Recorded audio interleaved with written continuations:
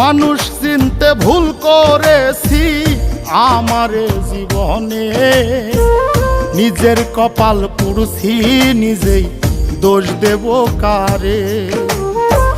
তাই তো নিজেই জ্বলছি হাইরে কাউরে বলি না, স্বার্থ ছাড়া একটা মানুষ খুঁজা পাইলাম না। আমি স্বার্থ ছাড়া একটা মানুষ খুঁজা পাইলাম না।